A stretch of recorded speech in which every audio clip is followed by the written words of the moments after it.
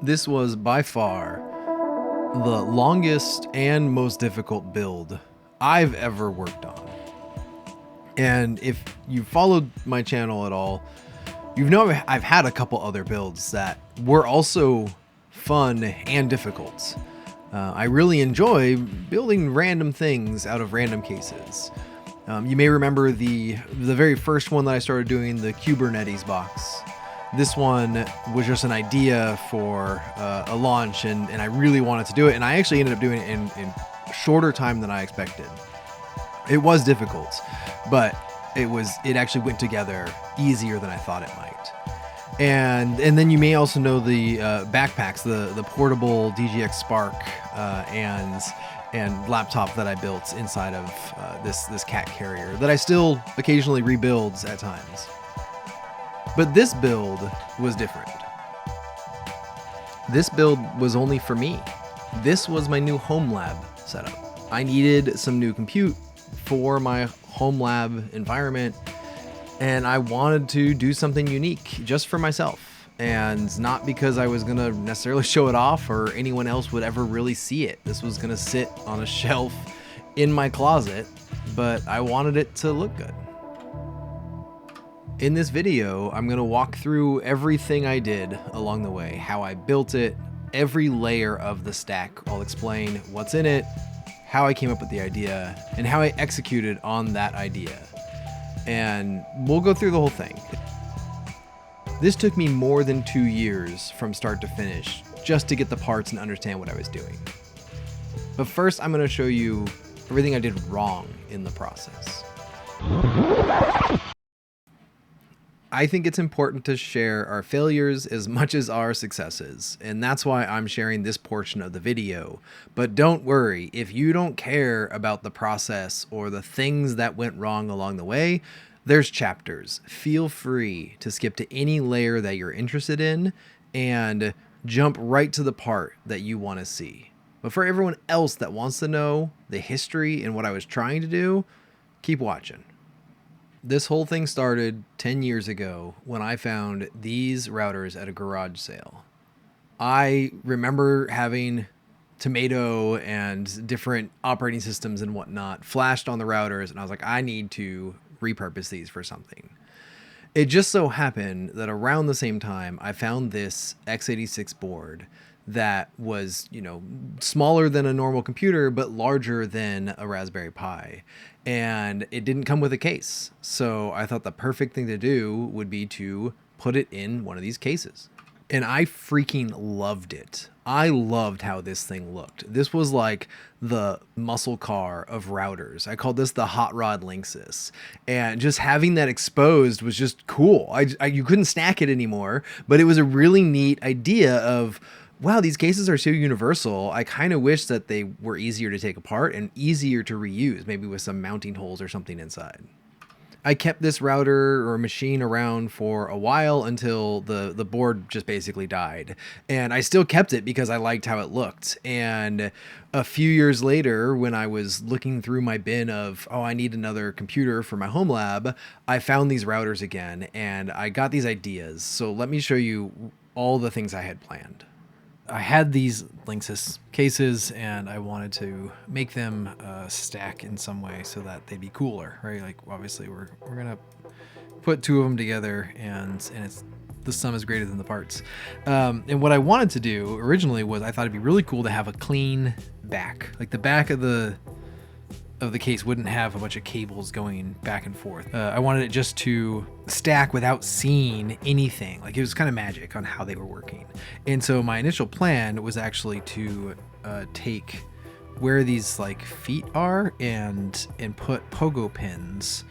Actually pogo pins on the tops here and then pads on the bottom and have them connect power on one side and then something like network cables on the front, so that we could have, because I needed 8 pins for the network cables, and I could get away with 2 pins on each of the powers on the power side, but I was actually thinking of having multiple rails so that I could power more things. And so one of the rails would be like, this one would be for the Raspberry Pis, and this would be for accessories. That was the thoughts, is so if I get these little pogo pins, put them in there, and then I could just run these cables or pins throughout the whole thing, and then as you're adding more, it just seamlessly powers on the next one, and they automatically get networked into the entire cluster. I even have these little switches that I found that actually fit inside, and shout out to the company that sent those to me, because they were going to work. They're little 4-port, like 1-inch switches that I was going to have wired into basically the intake would be one, and the outbound would be the other, and then 2 that would go to Raspberry Pis inside each device. And so I was going to have these little switches that would continue the rail. I'd add a hop every time I added a Raspberry Pi on it, but it wasn't really that big of a deal to me. And these also were gigabits switches. These were, so they plenty speed for what I was doing on Raspberry Pis. This was the original goal, and this is what I started off doing, and I completely abandoned this after a little while. One was because I couldn't find pogo pins that fit in this area very well, and if I did, I was going to be drilling out most of this base where the foot was resting, and I didn't really like that, because just structurally, that actually where those feet stick, I didn't want to mess with it too much, because you can't really stack it very high as soon as you start making that wobble and be uneven. So I had to make sure this was all very even and sturdy, and I didn't want to do that. Where I was mounting it wasn't going to really work out, and so I abandoned that, and I started looking at these rails for power. And this is the first time I ever had designed or had a PCB designed for a project that I was working on, so it was a brand new thing for me to learn. But the second question was, or the second idea was, what if I, instead of having pogo pins, just had a barrel connector that ran my power in, and then these were USB-C that plugged into each board. And so the boards would sit right in here, and I would get power from one input that would be split across two different Raspberry Pis, and I had individual switches for like on off here, so I could individually turn one on, turn one off, whatever, but I'd still get one input. I also had a little lead here for a fan, so that for a fan or a switch, actually. So if I wanted to still do this daisy chain switching, I had this little 5-volt lead that I could reuse however I wanted inside of the case itself. And so that was the phase 2, and this took me quite a while to figure out, to order parts. I helped, someone helped me design it, went back and forth on design, got the whole thing. I ordered, I think, 10 of them just in case I messed it up, because I'd never also soldered anything as small as these USB-C connectors, but that also meant I ordered USB-C connectors, and I started doing that, and I could not get the solder to cleanly give me power to any of the USB-C. Mostly because my soldering iron was completely trash. I had this really thick tip that I just couldn't solder very well with. So I took a break from the project for probably 3 months or so, just while I was like, I can't do this anymore. I was getting so frustrated with it, and I ended up ordering a new soldering iron with new tips, and went back and attacked the project. And obviously I was able to solder the USB-C, and I was really happy because things were starting to work. I was like, okay, cool, I can actually power these on. I got 3 of them soldered. I started putting boards on there, and then I started getting the standard Raspberry Pi not enough power warnings, where I knew that this wasn't delivering power the way that I was hoping it would, just sending the same, and I did have a decent enough. This was a 5 volts, I think it was a 20 amp power supply going in, so I knew I could actually power 2 devices off of one input, but it was still giving me problems. As soon as I plugged 2 of them in there and started actually running an operating system from them, I could see the errors already starting to pop up, and so that wasn't working either. I also was trying to make this base Raspberry Pi be my power, somewhat of a network or some other like support. Again, if I was using the switches inside of the cases, I didn't need a dedicated switch. I just needed 1 or 2 network ports, and then everything above that would be Pi stacks. That was the original goal. And so for this power, I actually bought this Anker like desk power supply, and I took off the case because I think this thing will fit. I kind of gutted it. It is completely encased in this pink resin sort of stuff that I was scraping off, dremeling it, trying to get it to fit. I finally get it to fit inside of the Linksys case, and I put a backplate on it, I put power to it, and it still doesn't power the Raspberry Pis the way I wanted it to. So this entire setup, I ended up abandoning. I was like, this is not working the way I thought it would, and I need to take a different approach. And it took me this long to then figure out that the real solution here was to abandon the custom power PCBs, to abandon the in-case switches and pogo pins, and just live with the fact that I'm going to have some cables on the back. There are going to be some cables sticking out of the back, and in that case, I can just use power over Ethernet for the Raspberry Pis.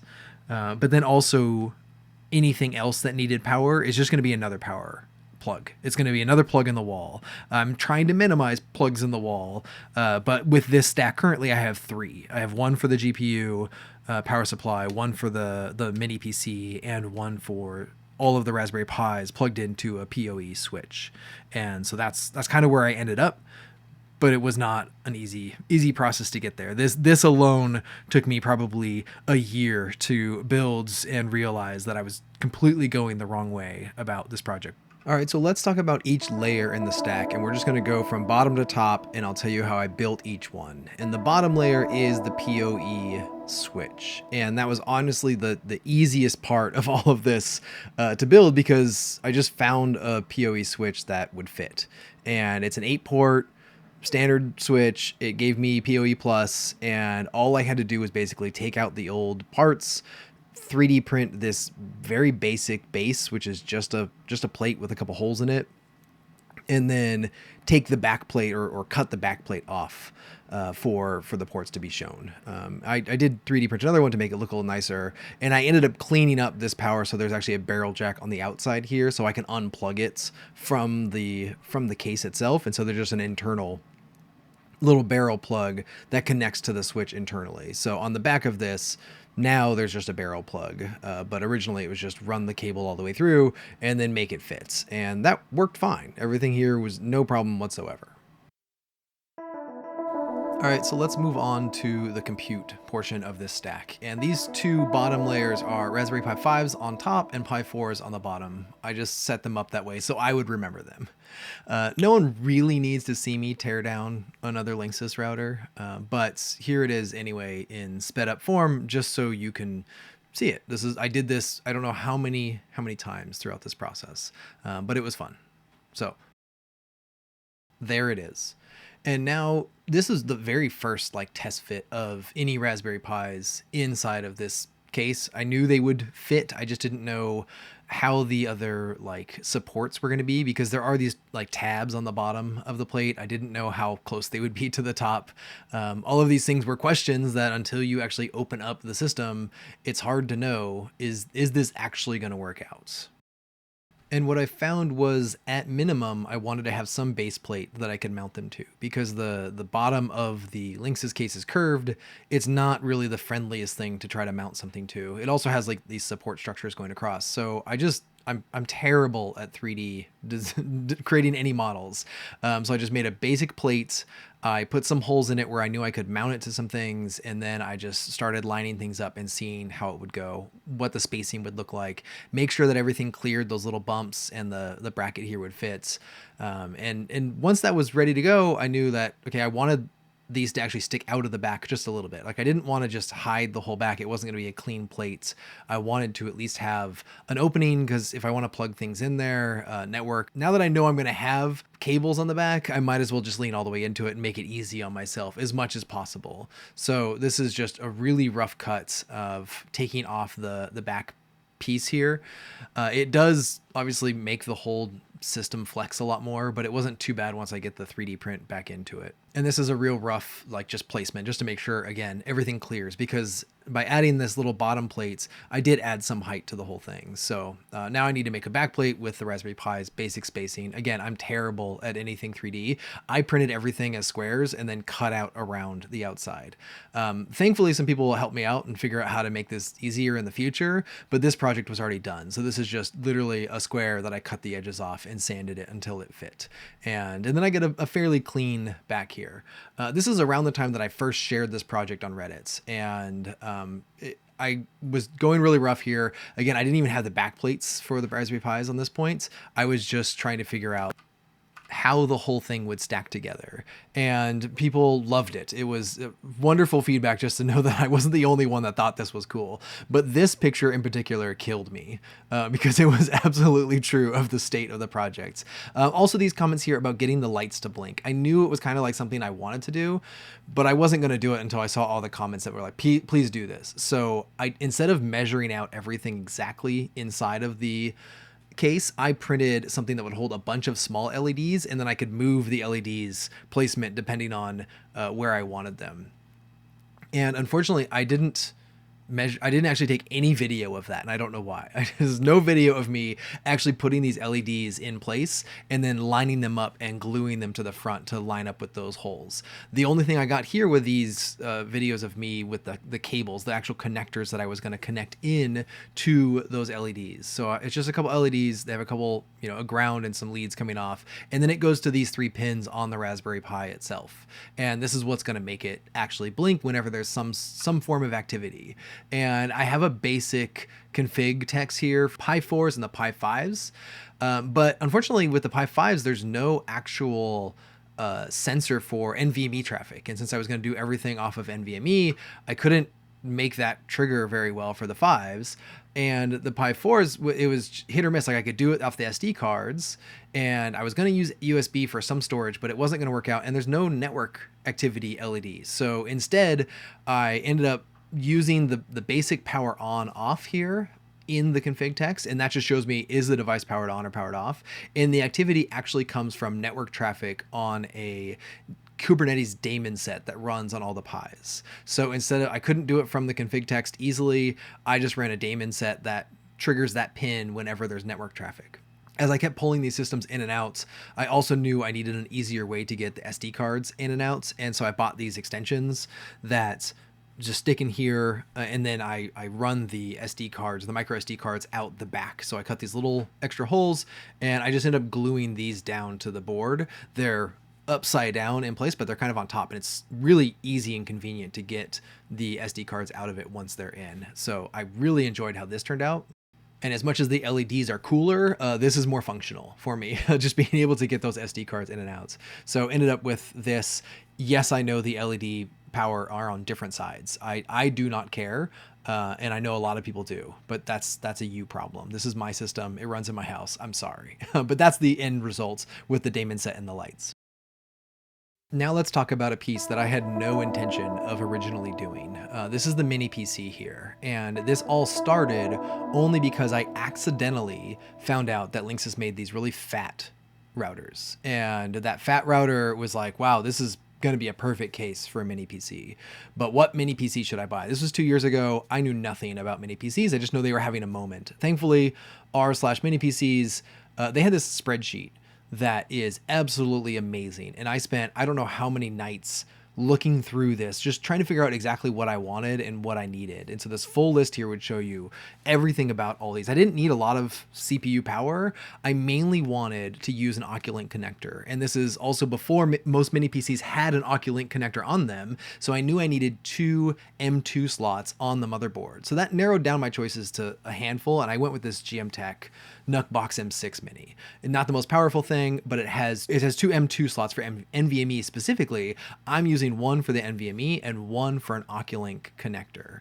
And this was, again, another side project of like, I don't know how Oculink works. I don't know how any of these connectors work. I bought the wrong adapters, but I did get an adapter and I tested it out with some GPUs originally just to make sure that this is going to actually work the way I want. And otherwise I was just going to use the mini PC outside of the cluster. It all worked. Here's the case just as a kind of comparison to what it looks like next to the fat Linksys here. I did a bunch of just trial and error again. All the measurements look good until you actually open it up, and then you have to just figure out, is this actually going to work? And in this case, and even the backplate, I didn't care as much about how it looked. I just knew I wanted some form of like, let's make this look a little nicer after some of those initial comments. It doesn't have to be a perfect backplate, but I at least wanted to make it look pretty nice. Once I had everything closed up inside of the case, I realized this is going to be impossible to turn on and off. And I need that. I needed some way to turn it on and off. And this is another thing that held me up because I did not know how to do this. Originally, I soldered buttons that I put on the front of the case, but the solder kept coming off. The pads on these buttons are so tiny that it just wouldn't stay. So I ended up just going with these like very basic 3D prints that are just little rockers, and all they do is they touch the button inside. I didn't have to extend anything. I didn't need to move anything around. I did not do activity lights on the mini PC. I just wanted a way to push them, turn them on and off. And I was happy with that. And so I do get a power and reset button, obviously. Here's what the whole thing looks mounted. I think I had video somewhere of actually putting this all together. I don't know what happened to it. There's the Oculink connector. I had to find something that was short enough to kind of shove in this case, but long enough that, it would reach that back panel. And just testing out where it was going to go, the position, how the whole board would fit took a little while. Once I got it all together, I was really worried about temperatures. I just thought I was going to fry this thing if there was not enough air movement. The mini PC only has that like bottom fan that sucks in air. And thankfully, after running it nonstop in my home lab, the temps are fine. Everything about it is okay. I did, make the holes a little bigger just to get a little more airflow in it. But having a hole in the bottom of the plate to suck in air, blow out the back, this is all fine. Here's the kind of full assembly of the device, or a de-assembly of it, just so you can see how it all went together. The case fits together just like any of the other Linksys cases, kind of slides off the top here. And if I ever need to actually get to it, I can. There are some extra USB-C ports in here that I would be maybe nice to use at some point, but I'm not doing anything with them today. So it's just a standard mini PC reshell essentially, and another plate that I took the same thing I had for the Raspberry Pis, and I just made a big hole in the bottom just so that vent can suck up some air from those holes in the bottom of the Linksys case here. So that's the entire mini PC. It was way easier than I expected. I didn't need to do a bunch of the other tricks of adding extra fans or LEDs to it like I did for the Raspberry Pis. So very happy with it. The mini PC runs basically the control plane for the Kubernetes cluster. It has the most storage and the most CPU power. So it's running etcd, a single node etcd with the control plane components. And that's about it. Ever since I knew I would have a mini PC in this stack, I kind of knew I wanted a GPU too. And so I learned a bunch about eGPUs, Oculink, all that sort of stuff. The first thing I knew I needed was some power source, and I happened to find this HDPlex 250 watt ATX power adapter. It fits. Like that's the main thing is it's amazing because it fits. It's only 250 watts, so I can't do a lot of different cards. And you can daisy chain them. I could have like two stacked or whatever. I kind of wanted to get a 500 watt. Their 500 watt card doesn't fit. And so I knew, I was like, okay, well, I got to limit my power usage to 250. I'm going to get a smaller card here. Let's just figure out how this is all going to work together. And surprisingly, this power supply mounting was the thing I documented the most. And I don't know why, but I have a bunch of video of me actually building it, and I don't know why I didn't do that for anything else. Maybe this is just far enough along in the project that I actually thought I would complete it, and I wanted to share it with folks. But otherwise, it was just a standard. I needed to fit this power supply in here. I knew I wanted to stick out a little out the side instead of trying to like shove cables in it or make it mount vertically or something like that. It was gonna be a tight fit no matter what. It does slide in and out of this case to like expose more of it or actually slide all the way in. If I wanted to unplug it, I can slide it all the way in and you won't see the outside. You see the outside piece of it, but there's no cables exposed. But obviously I can't use it in that form. So while it's stacked, it just kind of sits here in the middle. As I was moving it in and out, I realized it was moving around and wasn't going to stay still. So I 3D printed just a super basic rail system that I glued into the case, just so that this device would, just so the power supply could extend out a little more. After I got everything fit, I realized that I wanted some other way to be able to turn the power supply off and on while it was still mounted without needing to like fully unplug it, because unplugging it, it's just a little more than I wanted to do. So just having a little switch on the outside was gonna be the best idea. So I went with the color theme. I found this blue light up button, and we just wired it into the switch so that I could actually have it, power on the power supply from a dedicated switch and not need to worry about unplugging it every time. So once we flip on this switch, you can see that the light on the power supply does trigger, and we're good to go. And I had plenty of space here in the case because it's just this long horizontal piece that was taking up all that. And now the very final top piece, the GPU itself. For the eGPU, it's connected over Oculink to that mini PC, and it's running an RTX 260. Not the most powerful card in the world, but something that definitely works better than what was built in. I had to make a mounting plates for the eGPU, for the GPU itself, like underneath the top shell of the Linksys, and something that the PCI slots can go into, and have the mounting plate for the eGPU adapter. This was probably the most complex model I made the entire time because I still had those little slits for the Linksys case so that it would slide in. There it is without the top shell, just so that I knew the power supply would fit in the back, and I'm just test fitting a card to make sure the PCI stuff lined up properly.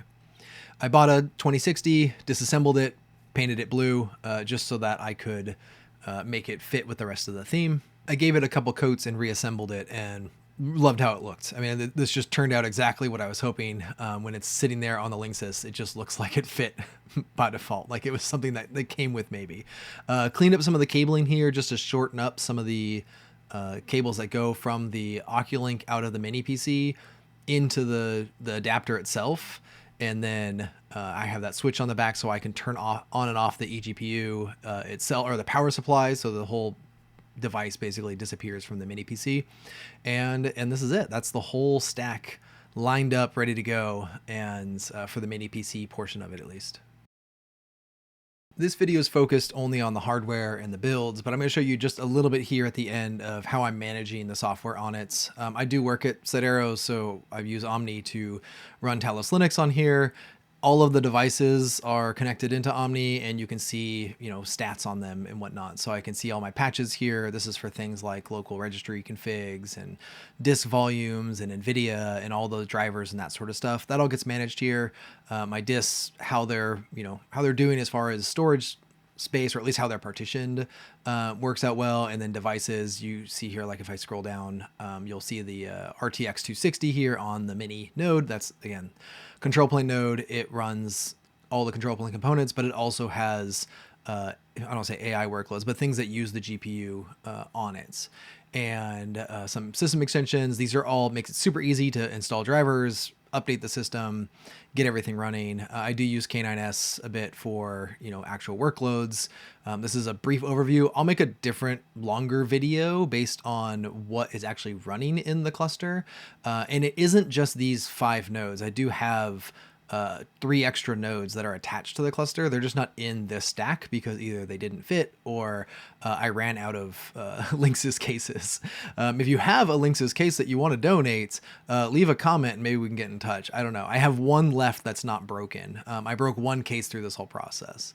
But anyway, looking at Kubernetes in general, it's not being like crazy used here. This is a pretty average, low utilization for these 5 nodes. There's a couple nodes that get hammered pretty hard just because they have limited resources, like the DGX Spark that I have runs an AI workload, so it uses a bunch of resources. But in general, I mean, most of the devices are pretty minimal as far as how much they're being used. And this is traditional stuff for like a home lab. I have Plex, I have some like local home automation stuff. All of that stuff's pretty basic if you've been doing this for a while, and that's mostly what's in this cluster. I was still worried about the temperatures. So if I look at the full node exporter, I can see temps on different machines. Again, I was just worried about that, especially with the mini PC. I didn't want to fry it going into it. Mini has been doing fine ever since I started this thing, but even the Raspberry Pis, they don't have that much of a problem. Initially, when I put this in, with the PoE adapters, they were actually hot to touch. Like touching the back of the Raspberry Pi was surprising how hot it was. But in this case, I added a couple small fans in between inside the cases. They're little 1-inch fans, and the temperatures have been steady, and they're not hot to touch anymore. I think it's doing all right. The last thing I will show is the DCGM, the actual exporter for the NVIDIA cards. This cluster has 3 NVIDIA cards. They're Spark, Mini, and Z. Z's like a little notebook GPU. Spark has the big GB10 with 128 gigs of RAM, and Mini is the 260. So just seeing how those like workloads are faring, I get the exporter for that as well. So this is all stuff that, again, I will go into a much longer video talking about the workloads in the cluster, what I use them for, where I'm using them, that sort of stuff. So subscribe if you want to, get that video. Overall, I'm very happy with how this turned out. It took me way longer than I expected, but I am very happy with how it looks. Even the modularity of it, because I actually put the Switch with the Raspberry Pis in a different location now than I have the mini PC with GPU, just because it's a kind of a tall tower here. So I can split them in 2 and not worry about it. Anything that needs PoE can stay on the smaller Raspberry Pi stack, and the mini PC with GPU can stay on a shelf that has a little more space and headroom. So if you liked this build, there's a link in the show notes to find the full build setup and everything on my blog, justingarrison.com. There's also links to my old builds, my Cubernetes builds, which was in the Apple G4. Again, full parts list, all the details, everything that went into it, everything about it, as well as the PETaflop carrier or PETaflop cluster that I built, which was the DGX Spark in a backpack that's battery powered. So there's videos here, you can link to them, but also check out my blog, justingarrison.com, and check those out if you like this video. You're gonna love those too.